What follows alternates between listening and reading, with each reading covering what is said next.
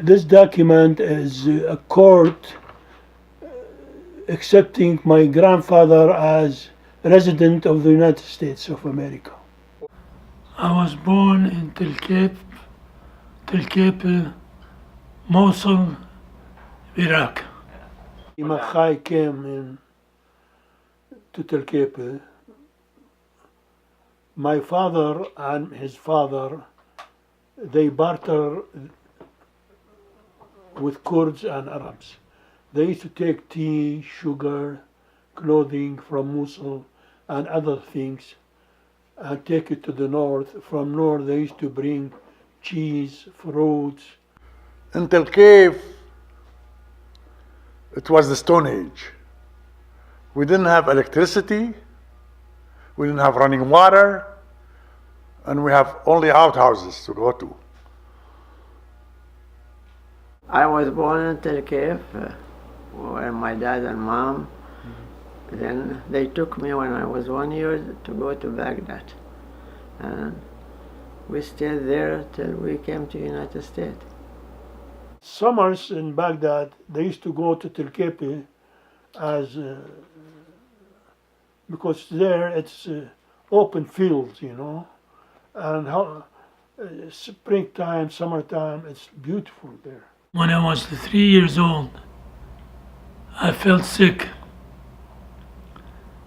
My father took me, they say, to Mosul to see a doctor. In Mosul, the doctor told my dad his case is hopeless, he's gonna die within a week, meaning me. It happened, I lived. So Teresa's Matti dad came to Tel Cave from Baghdad to see my dad because my dad was his uncle. And he said, why don't you call him Salim, which means saved. Salim means saved. I was born in Baghdad. When we were little kids, we used to all play with the adults, like Uncle George. You know, he would play some games like he's the king of the house.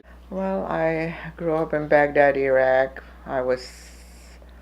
We lived in this house. There was 15 of us living in this one house. People during summer sleep on the roof in Middle East, especially Iraq. We would go sleep up on the roof. Me and my sister, my aunt, we used to live in this one little room. We used to sleep 2-3 people on one bed. So we had a hard life. I miss, like, in Iraq, at that time, that period of time, it was safe. You could go to school walking about 5 miles, coming back, play in the street. Nothing bothers you. At the beginning, I missed a lot of things, because I was 19 years old, so you had your own friends and family. Everybody was in there, and so it was very difficult, to leave and come to the United States at that time. Aziz Shalal was coming to Tel Kepi from Mexico. My uncle Tobia wrote a letter to my father in Tel Kepi. Tobia was in Mexico. So he told my father, don't let your daughter Mary to get married. Somebody is coming from Mexico. His name is Aziz Shalal. He's a very nice person. I know him. And give Mary to him.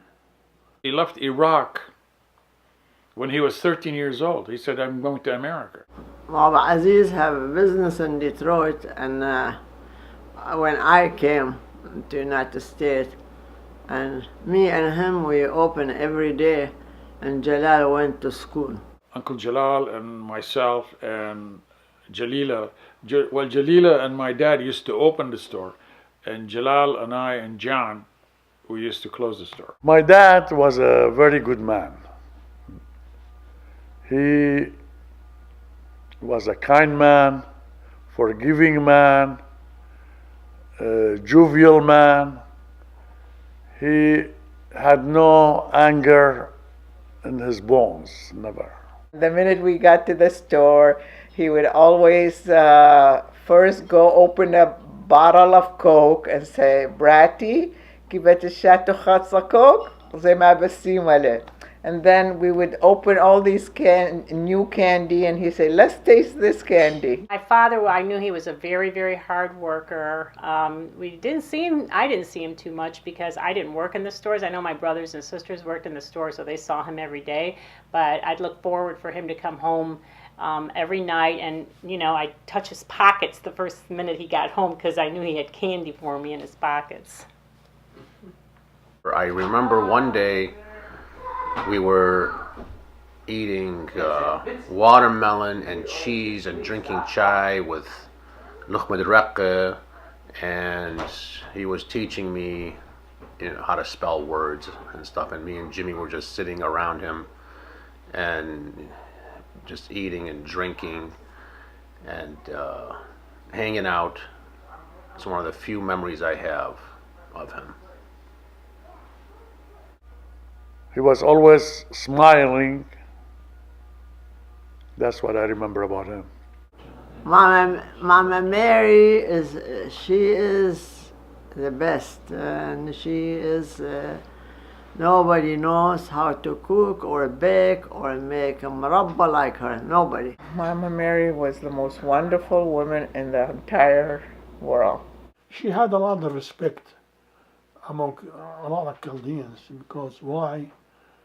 Because she raised a good family, We used to get so much along together, like helping her since even when I was a little girl. My mom was a very loving woman, and she was a hardworking woman, and she never complained about anything. She would be able to negotiate any type of deal with any kind of a person, whether it was her kid or a vendor or a subcontractor. She was just a tough lady, but she had lots and lots of love for everyone. All the kids loved her very much, and we still miss her right now.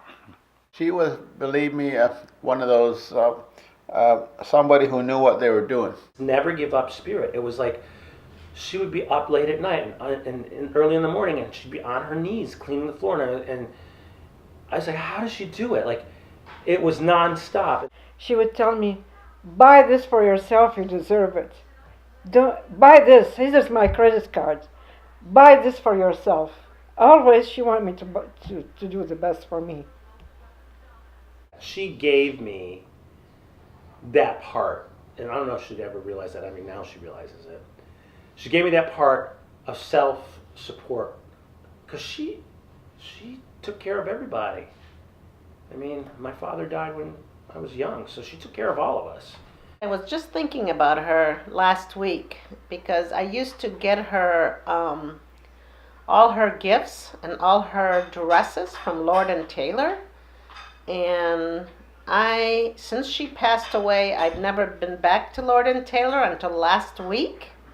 I was at Lord and Taylor and I was like crying my eyes out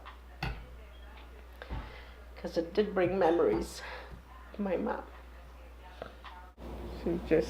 There's no other mom like her. She was just wonderful. I miss her till this day. I don't think I'll ever forget her.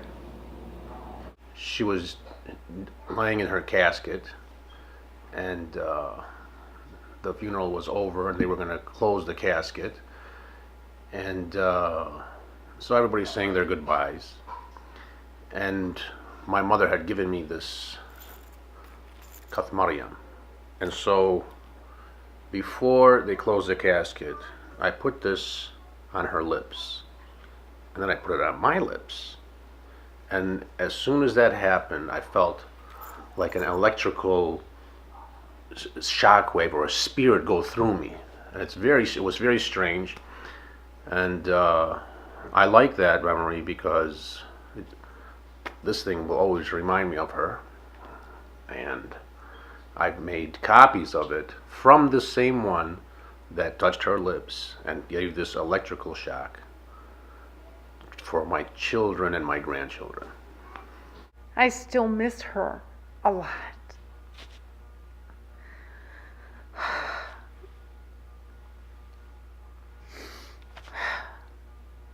We just had a bond.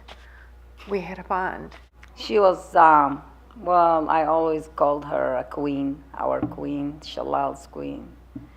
I really had a tremendous respect to her and the whole family. And we went together through hard time, easy time, happy time, sad time. We're all together, always together. This woman always had so much faith in me that it always made me like, even when I was trying to have babies and everything, she always made me feel like it was going to happen no matter what, because I'm going to be able to figure it out. And I think I got that from her, that confidence and that faith. She was a mother. She was a confidant. She was everything to me. I miss her, and I loved her. I still love her. My mom was a great lady, not because she is my mom. She was gung-ho, charged into work. She will do anything to take care of her family. She is sitting, she is knitting, she is crocheting, she is doing something. She has to do something. My mother was the glue that kept this family together. She bought the lake house so that the family would have somewhere to go to and meet frequently during the summer and be together. And she wished that would stay with us for a long time. She would never let a Christmas goes by without coming into my house and make 10 pounds collection from us. Ever. She would sleep here and she would get up 4 o'clock, 4 o'clock in the morning, and I hear something in the kitchen and I go like crazy because I think it's somebody in the house. When I first met her, she didn't like me too much, and she'd say all this stuff in Chaldean, and I'd ask Jane, what is she saying? What is she saying? So then I learned how to speak a little bit of Chaldean, and I called her Yimma. I'd say, hi Yimma, halibushala. She'd always call me, because she always lived half a mile away, and she'd say, Kalat lulu miut biwada. And I'd say, I'm sitting here doing nothing. She goes, okay, hey, ili kuzan lake ano ayat. So I'd pack up Natalie and Alex, and me and her would drive to the lake and we'd spend the whole afternoon there. I love Benjana, and I had a key to her house, so I used to go in, put eggplant on her counter, not say a word, and 2 days later she calls me back, Mr. Kittle, I have Benjana for you. I eventually became a prosecutor, and she used to go around, her English wasn't that good, and she used to go around calling me a prostituting attorney to people. She'd say, this is my daughter, she's a prostituting attorney. I go, Mom, it's prosecuting attorney. So she goes, Mr. Kittle, where are you from? I said, I'm from a small village north of Minneapolis. She goes, oh, what's the name of it? I said, it's called Tilcaf, Minnesota.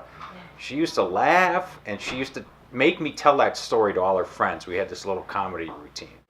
She was a very kind person. She was, raised 10 people of her own. 11, one girl died. There were 11. One died. So 10 of them she raised with us, me, Salima, and Joe. Mom, she took care of all the kids, and had some people help her, Auntie Salima. I always recall the happiness I felt when she walked through the door, and her laugh and her voice, that voice was so loud and so happy. You always knew when she walked through the door. She was just such a wonderful person. And I love her so much. And I miss her. I lost my best friend when she died. I loved it when she called me Bardachoni. She never called me by my name. She called me always Bardachoni. We did everything together.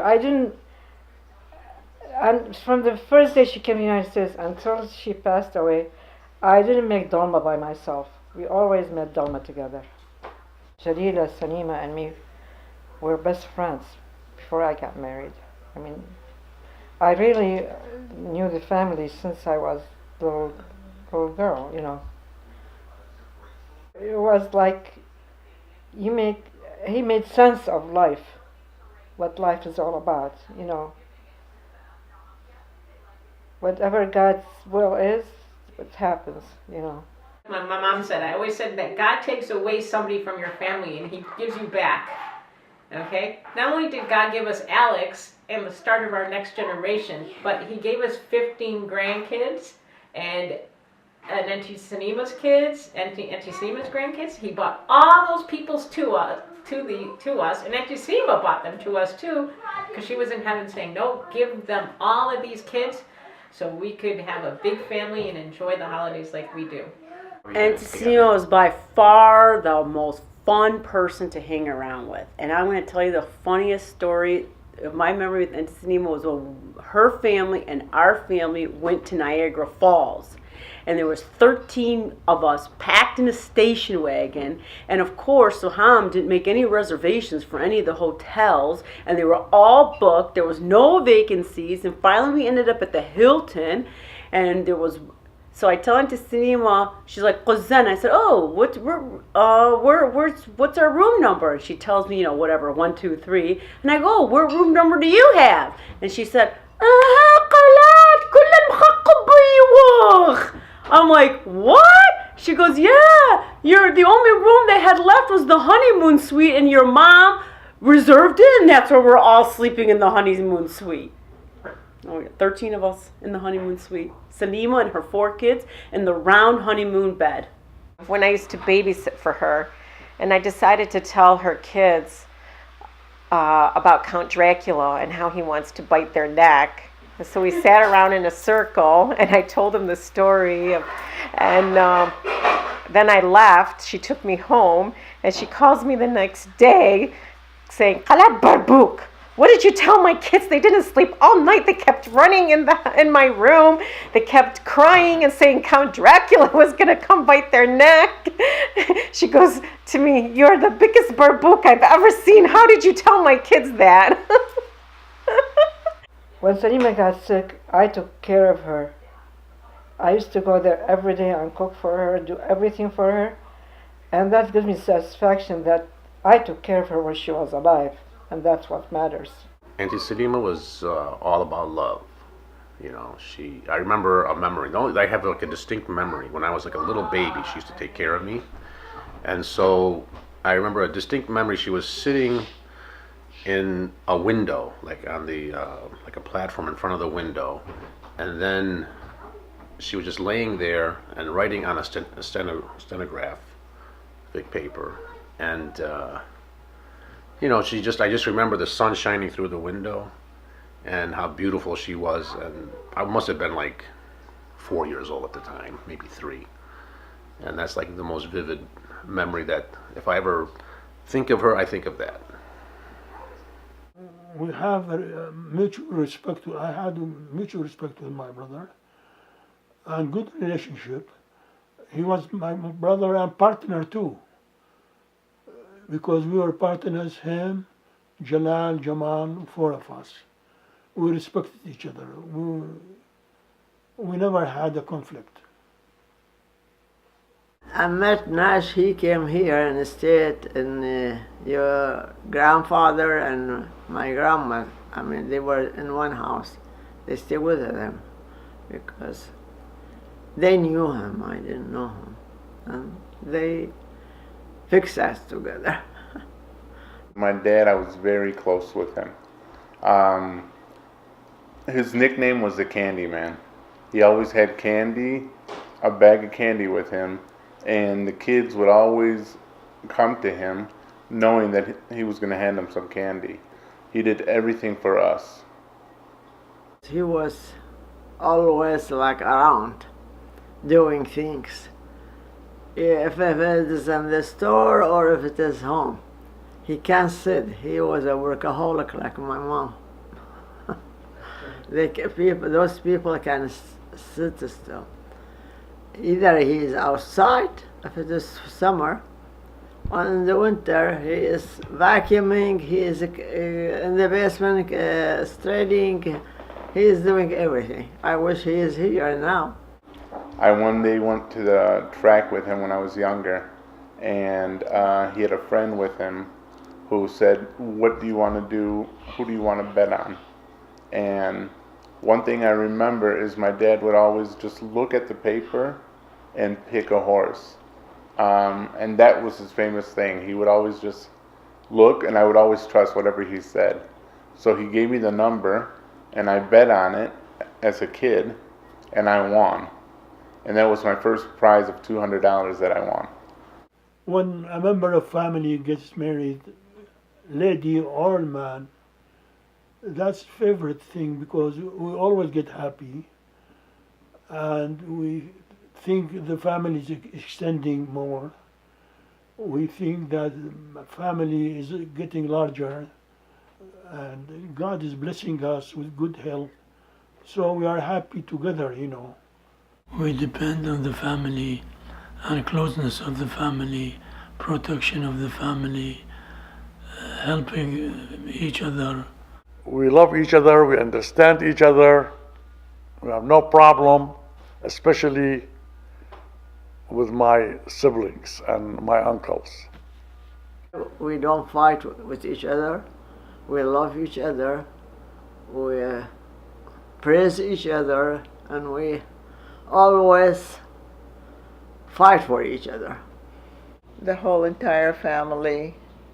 I just love when we gather together, that we are all happy and we get along together, and I wish everybody to be just, healthy and happy.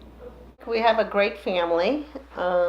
It's a supportive family. It's a family of friendship. I love my family, and we are a very close-knit family. And regardless if we haven't seen each other in a long time, we have an unbelievable amount of love and respect for each other. And this has gone on for generations and generations. And hopefully we're passing it down to our children like you. He expanded it, instead of extended family, it's anybody who does the will of God. This family is the most important thing on earth. We're known by who our brothers and sisters are. I mean, wherever you go, is this your brother? Is this your sister? Is this your son? Is this your daughter? I love the fact that we get along, that we're happy when we see each other, and I'm glad that we've had the time to spend with each other all these years. My family is what saved me, basically. Gave me the strength to get through what I needed to get through. But then I realized we needed each other because they were going to lose me and I was going to lose them. It wasn't a one-way street. And then when I realized that there could be more love in those last few moments, then that I could actually appreciate that I hadn't for so long, that I had this incredible family supporting me. And that's why I came up with this idea for the reunion.